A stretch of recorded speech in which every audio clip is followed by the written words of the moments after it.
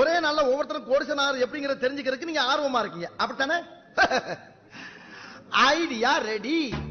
என்ன ஐடியா கேட்டீங்கன்னா, hi everyone. இன்னைக்கு alchemy of money Anand Srinivasan sir எழுதின புக்கை பத்தி பார்க்க போறோம். ஸோ இதுல நம்மள்ட்ட இருக்க மணியை, நம்ம ஏர்ன் பண்ற மணியை எப்படி பெஸ்டா இன்வெஸ்ட் பண்ணி நம்மளோட ப்ராஃபிட்டை இன்க்ரீஸ் பண்றது அப்படிங்கிற டீட்டெயிலா இதை சொல்லியிருக்காங்க.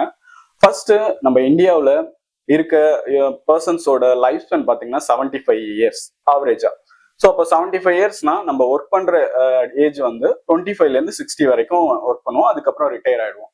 கிட்டத்தட்ட ஒரு 35 இயர்ஸ் நம்ம ஒர்க் பண்ண போறோம். இந்த 35 இயர்ஸ்ல நம்ம ஏர்ன் பண்றதை எப்படி சேவ் பண்ணி, அதை எப்படி பெட்டரா இன்வெஸ்ட் பண்ணி, அதை எப்படி மல்டிப்ளை பண்றது அப்படிங்கிறதுக்கான ஒரு ஐடியாவா இந்த புக்ல சொல்லியிருக்காங்க.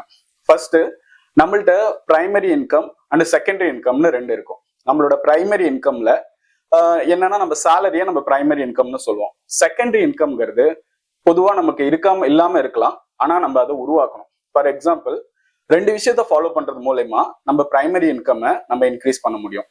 ஒண்ணு என்னன்னா, நம்மளோட சேலரியில ஃபர்ஸ்ட் வர்ற அந்த சேலரியோட ஃபர்ஸ்ட் நம்ம பண்ற செலவு 10% நம்ம சேலரியை எடுத்து சேவிங்ஸ்க்காக வைக்கிறது. ஸோ 10%னா இப்போ 50,000 வாங்குறோம்னா 5,000 ரூபாய் நம்மளோட சேவிங்கா இருக்கும்.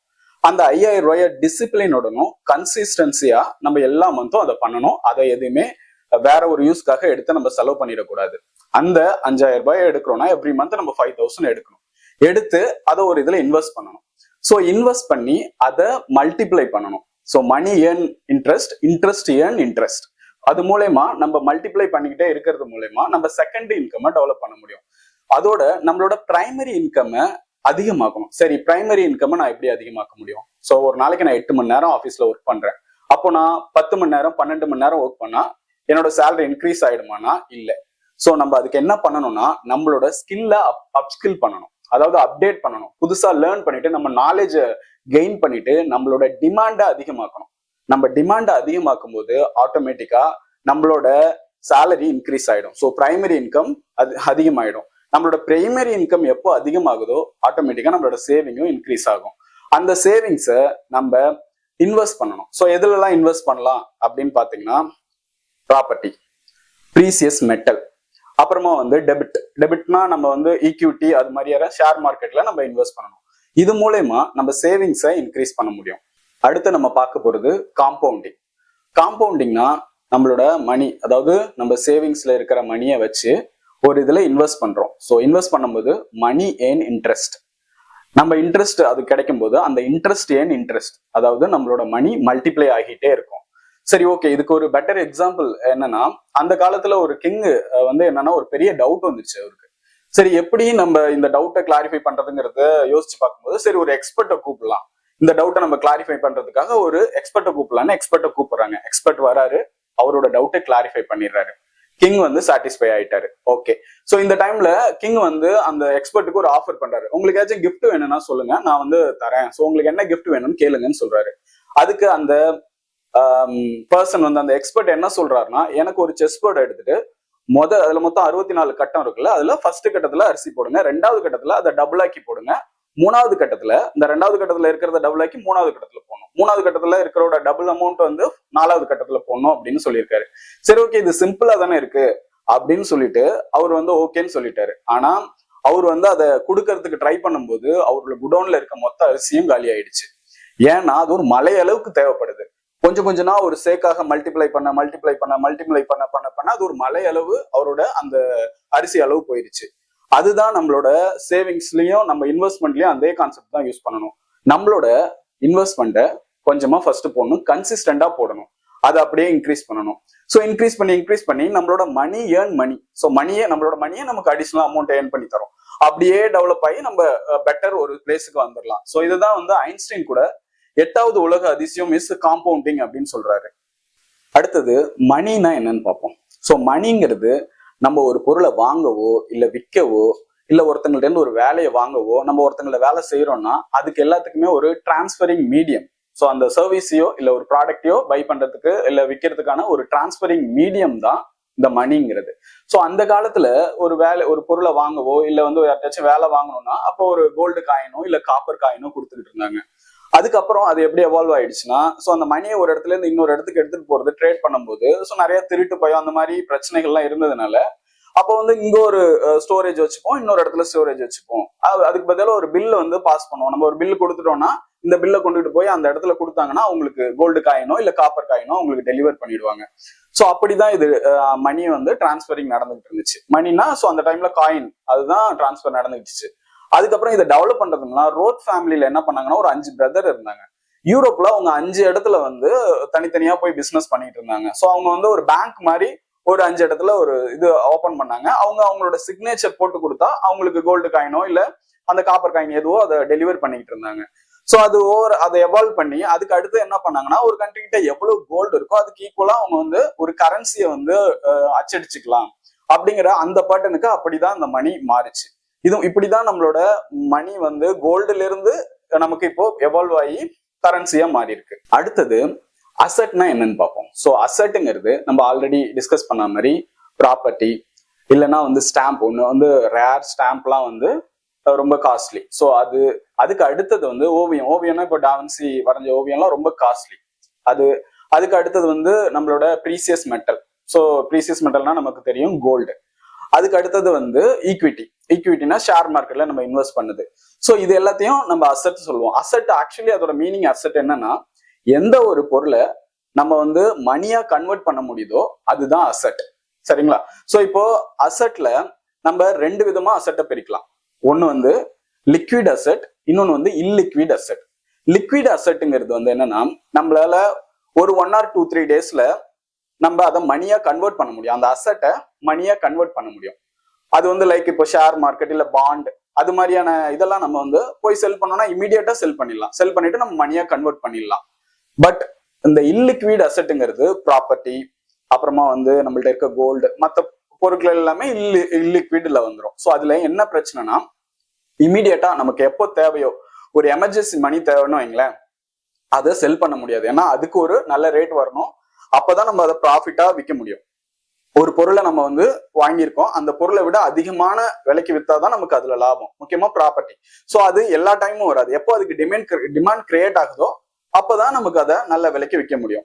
ஸோ அசட்டை இப்படிதான் நம்ம 2 விதமா பிரிக்கலாம். அசட்ல வந்து rich get rich, poor get poor. நமக்கு அசட் எப்படி யூஸ் ஆகும்னா நமக்கு ஒரு பர்சனல் நீட் இருக்கு, அப்படி இல்லைன்னா நம்ம ஒரு பிசினஸ் பண்ண போறோம் அப்படின்னா அந்த டைம்ல நம்ம அசட்டை மணியா கன்வெர்ட் பண்ண முடியும். இப்போ ரிச் பீப்புள், அதாவது இந்தியாவில் இருக்க 2/3 பீப்புள்ல அவங்க வந்து கோல்டு யூஸ் பண்றதே இல்லையா. ஸோ 2ல 3ல ஒருத்தங்க தான் வந்து நம்ம கோல்டு வந்து வாங்குறாங்க, ஸோ அசட்டா வாங்குறாங்க. அப்படி இருக்கும்போது மோஸ்ட் ஆஃப் தெம் அவங்கள்ட்ட அசட் எதுவுமே இருக்கிறது இல்லை.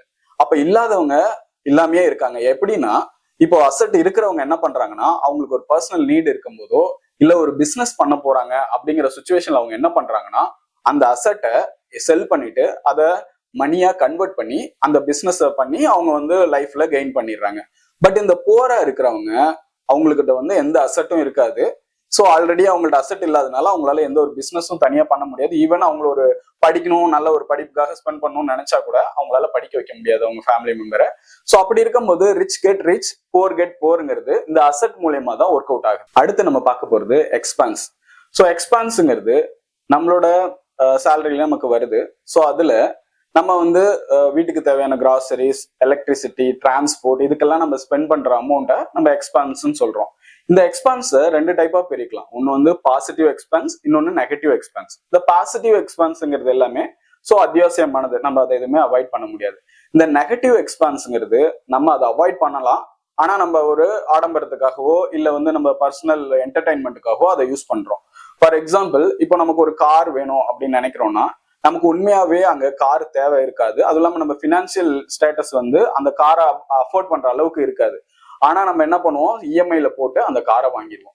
ஸோ அப்போ வாங்கும் போது என்ன ஆகுதுன்னா அந்த காருக்கு நம்ம பெட்ரோல் போடணும்னு, அதுக்கு அடுத்தது அந்த காருக்கு நம்ம இஎம்ஐ போடுறதுனால இன்ட்ரெஸ்ட்டும் கட்டணும். ஸோ இதுல நம்மளோட சேவிங்ஸ் எப்படி அஃபெக்ட் ஆகுதுன்னா நம்ம சப்போஸ் அந்த காரை வாங்காம இருந்திருந்தா நமக்கு வந்து பிரைமரி அமௌண்ட் அந்த அமௌண்ட்டும் கிடைச்சிருக்கும். அடுத்தது இந்த பெட்ரோலுக்காக செலவு பண்ற அந்த அமௌண்ட்டும் மிச்சமாயிருக்கும்.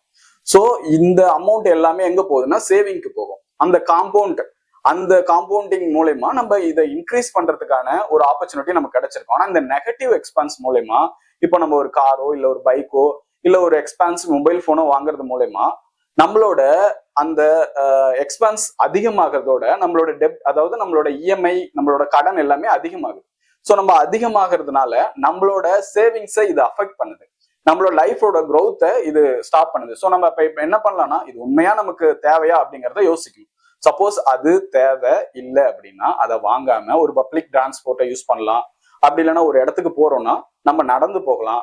அப்படி இல்லையா இப்போ ஒரு டூர் நம்ம போகணும் அப்படிங்கிறத நம்ம நினைச்சோம்னா, ஸோ அந்த டூருக்கான இதை கம்மி பண்ணிட்டு, ஸோ நம்ம டூருக்கு எல்லாமே பப்ளிக் டிரான்ஸ்போர்ட்டா யூஸ் பண்ணிட்டு கம்மியா எவ்வளவு செலவு பண்ண முடியுமோ அப்படி செலவு பண்ணி போயிட்டு வரலாம், இல்ல அவாய்ட் கூட பண்ணலாம்.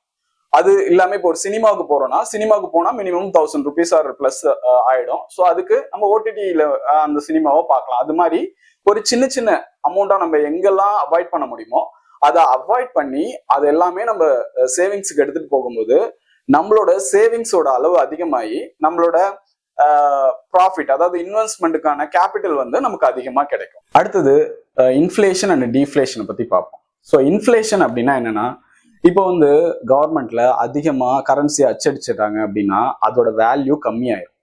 ஸோ அப்போ நமக்கு இன்ஃப்ளேஷன் ஆயிடும். அப்போ ஒரு பொருளோட விலை ரொம்ப அதிகமாயிரும், மக்கள் அதுல பாதிக்கப்படுவாங்க. ஸோ இது இன்ஃப்ளேஷன். இதுல டிஃப்ளேஷன் அப்படின்னு ஒண்ணு இருக்கு. டிஃப்ளேஷன் என்னன்னா, ஒரு பொருட்களை அதிகமா நம்ம உருவாக்கிடுவாங்க. ஸோ பொருளை அதிகமா உருவாக்குறது மூலயமா அதோட விலை குறைஞ்சிடும். ஃபார் எக்ஸாம்பிள், அந்த காலத்துல நம்ம வந்து வெளிநாட்டுல உங்களுக்கு நம்ம கால் பண்ணோம்னா எஸ்டிடின்னு சொல்லுவோம். ஸோ அந்த எஸ்டிடி கால் ரொம்ப எக்ஸ்பென்சிவ். பட் இப்போ நம்ம வாட்ஸ்அப் மூலயமா ஒரு ரொம்ப மினிமல் எக்ஸ்பென்ஸ்ல நம்ம அதே காலை பண்ணிடலாம். அதே மாதிரி கம்ப்யூட்டர் எடுத்துக்கிட்டீங்கன்னா, அந்த காலத்துல கம்ப்யூட்டரோட ரேட் ரொம்ப அதிகம். ஸோ ஆனா இப்போ பாத்தீங்கன்னா நம்ம கம்மி ரேட்டுக்கே ஒரு அதிகமான ஃபீச்சர்ஸ் உள்ள கம்ப்யூட்டரை வாங்க முடியும். ஸோ இது எதுக்குன்னா, அவங்க அதிகமான அளவுல உற்பத்தி பண்ணதுனால அதோட விலை நமக்கு குறைஞ்சிருக்கு. இதெல்லாம் பாசிட்டிவ் இன்ஃப்ளேஷன். இதே நெகட்டிவ் இன்ஃப்ளேஷன் இருக்கு. ஸோ ஒரு பொருளை நமக்கு அதிகமா விலை ஏறும் அப்படின்ற மாதிரி நம்ம வாங்கிடுவோம். வாங்கினது அந்த உற்பத்தி அதிகமானதுனால நம்மளோட அதோட விலை கம்மியாயிரும்.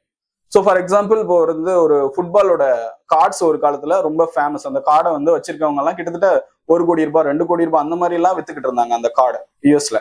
ஸோ அந்த கார்டை எல்லாரும் மக்கள் கலெக்ட் பண்ணி ரொம்ப காஸ்ட்லியா இருக்குன்னு கலெக்ட் பண்ணிட்டே இருந்தாங்க. ஒரு டைம்ல அவங்க நிறைய கார்டை அச்சடிச்சிட்டாங்க. அப்படி அச்சடிக்கும் போது இவங்க கையில இருக்க அந்த கார்ட்ஸ்க்கு எல்லாம் வேல்யூ இல்லாம போயிடுச்சு.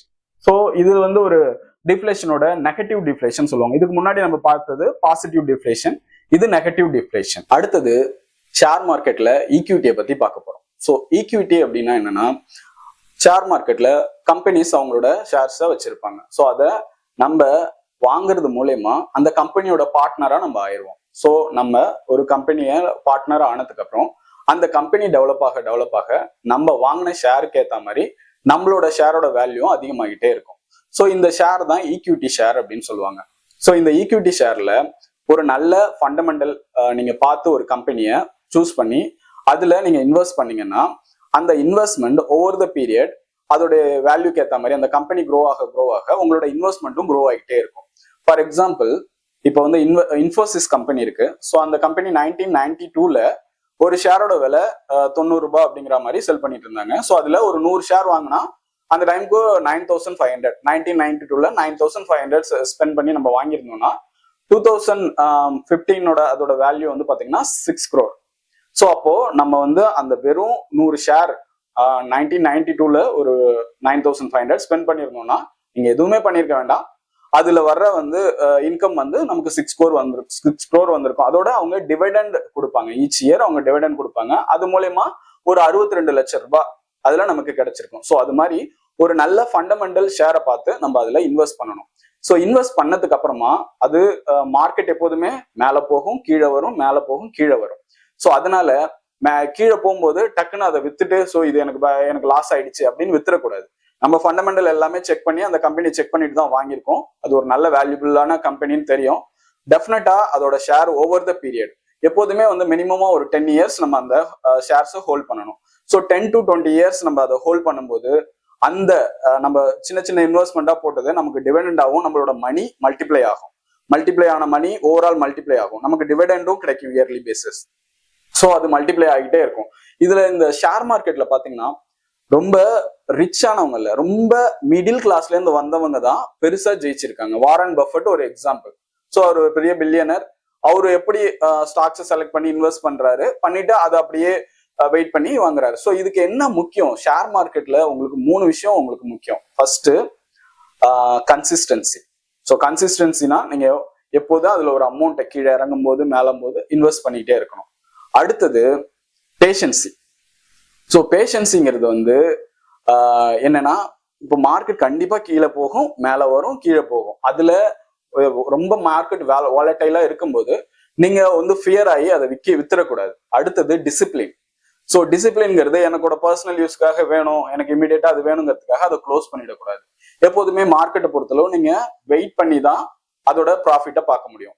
சப்போஸ் நீங்க ஒரு வீக் ஃபண்டமெண்டல் இருக்க கம்பெனில இன்வெஸ்ட் பண்ணிட்டீங்கன்னா இதுல நம்மளோட அதாவது பிரைமரி அமௌண்ட்டும் லாஸ் ஆகிறதுக்கு வாய்ப்பு இருக்கு. வீக்கான கம்பெனினா ஸோ சில பேர் இப்ப சடனா பாத்தீங்கன்னா டக்குன்னு அந்த கம்பெனி மேல போகும். ஓகே இது நல்ல ஃபியூச்சர், நல்ல இப்பயே இவ்வளவு மேல போயிருக்குன்னா ஃபியூச்சர்ல நல்லா போகுன்ற மாதிரி அது எவ்வளோ, அது யாரு, எப்படி, என்ன ஃபோக்கஸ், அதோட ஃபியூச்சர் என்ன அப்படிங்கறதெல்லாம் நம்ம அனலைஸ் பண்ணாம இன்வெஸ்ட் பண்ணிட்டோம்னா அதோட வேல்யூக்கு ஏற்ற மாதிரி நம்மளோட பிரைமரி அமௌண்ட்டே லாஸ் ஆக வாய்ப்பு இருக்கு. ரைட் கம்பெனி நம்ம இன்வெஸ்ட் பண்ணிட்டோம்னா ஓவர் த பீரியட் நமக்கு ஒரு பெரிய ஒரு அமௌண்ட் ரிட்டர்னா கிடைக்கும். அதுல பாத்தீங்கன்னா இன்ஃபோசிஸ் ஒண்ணுதான் எக்ஸாம்பிள்னு இல்லை, டாக்டர் ரெட்டி அது வந்து ஃபார்மா கம்பெனி, ஸோ சன் ஃபார்மான்னு இருக்கு. அதுக்கு அடுத்தது நீங்க எந்த செக்டர்ல வேணா இன்வெஸ்ட் பண்ணலாம். ஃபார் எக்ஸாம்பிள் நமக்கு வந்து பேங்கிங் செக்டர் இருக்கு, அதுக்கு அடுத்தது மெடிக்கல் செக்டர் இருக்கு, இது இல்லாம சாஃப்ட்வேர் செக்டர் இருக்கு, அது மாதிரி மெட்டல், ஒவ்வொன்றுக்கும் தனித்தனி செக்டர் இருக்கு. நீங்க எந்த செக்டர்ல இருக்க நல்ல கம்பெனியை வேணாலும் சூஸ் பண்ணி இன்வெஸ்ட் பண்ணலாம். ஸோ நம்ம நல்ல ஒரு சேவிங்ஸ் கிரியேட் பண்ணி ஈக்விட்டி, கோல்டு அண்ட் பாண்ட்ஸ் இந்த மாதிரி இதுல இன்வெஸ்ட் பண்றது மூலயமா நம்மளோட இன்வெஸ்ட்மெண்ட் அதிகமாக்கி நம்ம ப்ராஃபிட்டை அதிகமாக்க முடியும். ஸோ இதுல ப்ராப்பர்ட்டியும் ஒரு நல்ல ஆப்ஷன் தான். ஆனா ப்ராப்பர்ட்டியில இருக்கிறது நமக்கு நிறைய கிரவுண்ட் அனாலிசிஸ் தேவைப்படுது. ஸோ அதுல வந்து எல்லா பத்திரம் எல்லாமே கரெக்டா இருக்கா, இதோட தாய் பத்திரம் வந்து கரெக்டா இருக்கா, இல்ல இதுல ஏதாச்சும் ஃப்ராடு நடந்திருக்கா, இது இந்த உண்மையாவே மார்க்கெட் வேல்யூல அந்த இடம் இருக்கா, இது எல்லாம் தெரியாம நம்மளால இன்வெஸ்ட் பண்ண முடியாது. ஸோ அதெல்லாம் தெரிஞ்சதுன்னா property also is a right investment. So நம்ம இன்வெஸ்ட்மெண்ட்ல ரைட் அப்படின்னு என்னென்ன இதுலலாம் நம்மள்ட்ட இருக்கு அந்த சேவிங்ஸை இன்வெஸ்ட் பண்ணலாம் அப்படின்னா, ஒன்று நம்ம வந்து கோல்டு, இன்னொன்று ஈக்விட்டி, ஸோ அடுத்தது வந்து பாண்ட், அது மாதிரி இதுல போடலாம். 4வது நம்ம ப்ராப்பர்ட்டியும் உங்களுக்கு நல்ல நாலேஜ் இருந்தா போடலாம். ஸோ இது மூலயமா நம்மளோட சேவிங்ஸை மல்டிப்ளை பண்ணி நம்ம இன்வெஸ்ட்மெண்ட் அதிகமாக்கி நிறைய ப்ராஃபிட் பண்ணலாம். ஸோ நம்மளோட ரிட்டையர்மெண்ட் ஆஃப்டர் 60 இயர்ஸ்க்கு அப்புறம் அதை நம்ம கரெக்டா என்ஜாய் பண்ணலாம். ஸோ தேங்க்யூ, இது ஹெல்ப்ஃபுல்லா உங்களுக்கு இருக்கும்னு நினைக்கிறேன். ஆளை பார்த்தா டம்மி பீஸா இருக்க, பயங்கரமான ஆளா இருக்கேடா.